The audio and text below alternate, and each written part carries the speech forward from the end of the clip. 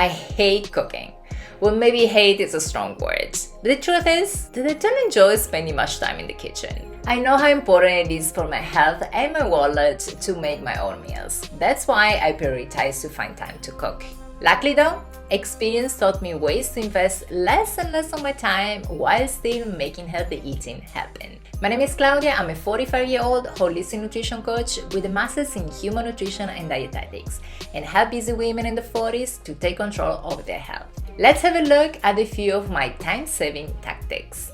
Tip number 1. Prepare in multiples. Do you find yourself doing the same kitchen tasks daily? For me, it's my breakfast. As you might already know, my first meal of the day includes a boiled egg and overnight oats. Do I boil one egg every day? No. I use one egg cooker, a fantastic investment by the way, and boil 6 eggs at once. Then I peel and store them in glass jars, and voila! One egg ready to eat for 6 days in a row. With my oats, I prep part of it for an entire week. I line 6 small jars, always glass to support those hormones, and a bowl for the next breakfast. And I add the oats, goji berries, chia seeds, flax seeds, and cinnamon. These jars are ready for the soaking part to become overnight oats. When a salad is on the menu, I chop double what I need, using half for today's meal and storing the other half in the fridge for a speedy salad later on. Time saved? Check. Fresh veggies enjoyed? Double check. Tips number 2. Batch cooking.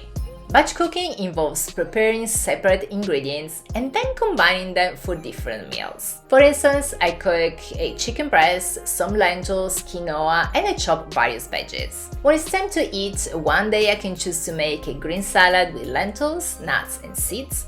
The next day, I can have chicken with quinoa and veggies, and the day after, lentils, quinoa, some type of cheese, and some of the veggies. The possibilities are endless, allowing you to decide what to eat last minute based on your cravings. This method is my favorite during warm seasons, when I enjoy cold meals like salads and meal bowls. During colder seasons though, meal planning becomes my go-to strategy.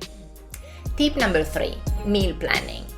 Meal planning involves choosing recipes in advance for an entire week. But it's more than just cooking random recipes, because this method makes it easier to have a bigger picture of our nutrition to support our unique body's needs. For instance, when I meal plan, it's easier to track how many plants I eat weekly, aiming for 30 or more for optimal gut and hormonal health, as well as choosing different types every week to improve variety. I know how easy it is to choose always the same ones we are most familiar with. Meal planning makes it also easy to know if I'm covering my individual protein needs and to make sure my meals are not spiking my blood glucose. The best part though is that when I meal plan, I don't have to stress about thinking, what am I gonna eat today? Last year, I've created 1-year meal plan for my parents. They're in their mid-80s and with some health issues. This meal plan allowed us to hire someone to cook for them once a week and make all the meals they need. I'm now working on a similar meal plan for my husband and me.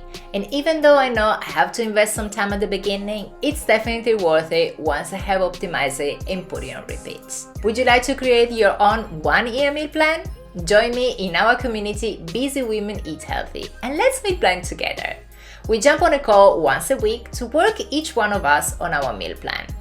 Don't you want to stop stressing about what to eat every day? Inside the community, you will find a section to exchange recipes. We also love to support each other and celebrate small wins, as well as challenge ourselves to create new habits to take charge of our health. Join us today by using the link in the description box. Now let's go back to those strategies. Tip number 4. Make big recipes. Here's the thing. If I'm putting effort into making a dish, it's going to stretch beyond one meal. I mean, if I invest time to buy the ingredients, chop them all, cook and clean afterwards, wouldn't it be a waste of time to do the all only for one meal? So I always make sure that anything I cook covers multiple meals. Big batches save time and extended effort over days. Tip number 5. Freezable recipes. Not all recipes are freezable, mostly because some may taste awful when thawed. I once froze a delicious risotto and it went straight to waste once I thawed it. The rice was all mushy and water and it was impossible to eat it. That's when I learned my lesson. No more freezing rice. don't think I need to tell you this, but obviously I don't freeze any pasta dish, except lasagna. That one always tastes great. There are many recipes though that hold well after thawing them. For example, casseroles, soups, or meats. So each week I include at least one recipe that I know is freezer friendly. I'll cook up a storm, store a few portions in the fridge, and freeze the rest. On days when time is not on my side, my freezer has got my back. Now, do you want to bring your meal planning to the next level? Learn how to make your favorite meals healthier by watching this video next. And if you're new to my channel and want to learn how to take control of your health, make sure you subscribe right here for new videos every Sunday. Don't forget to like, share and subscribe, and I hope to see you in our community for more tips and group support. Thanks so much for tuning in e ci vediamo nel prossimo video. Ciao!